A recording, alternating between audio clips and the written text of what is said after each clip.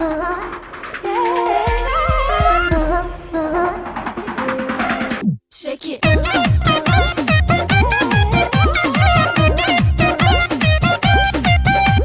दिल लगा लो, एगो किस दूंगी क्लोज अप, प्यार करने का राजा बख्शीश दूंगी।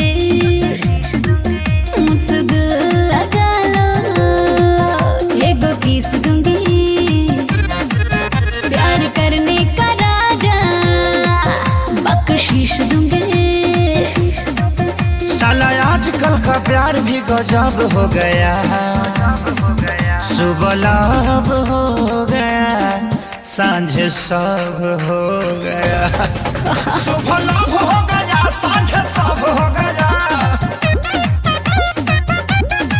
हो सुबह लाभ हो गया, सांझ सब हो गया। Same body, mind, babe, come on enjoy.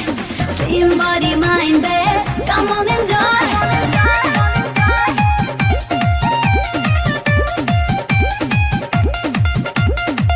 आजकल की लड़की गांव चाहे शहर की, सच्चा प्रेम कहाँ करती है? अरे करती है। व्हाट्सएप पे होती है चैटिंग, हाँ 5 मिनट में है सेटिंग, मम्मी पापा से नहीं डरती है। यहाँ कहाँ के करो के हस्बैंड चाहिए, मजा करे खातिर को बॉयफ्रेंड चाहिए। पता चलता नहीं कहाँ कैसे कब हो गया, सुबह लाभ हो गया, सांझ सब हो गया।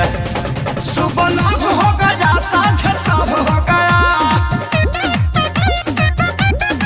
हो सुबह लाभ हो गया, सांझ सब हो गया। मेरी ठाट बाट है देसी, तेरे नखरे हैं विदेशी, अपनी कैसे चलेगी बेबे? तू हाफ पैंट वाली, मैं लुंगी पहनू खाली, तेरी दाल ना गलेगी बेबे। ना बेमतलब के भाषण दे, आके सीधे चुमा ले, टाइम ना ज्यादा वेस्ट कर। मिल्की मिल्की बाहों में, जुल्फों की छांव में, आगे दीवाने रेस्ट कर। चल चल चल के 100 वाट का बल्ब हो गया।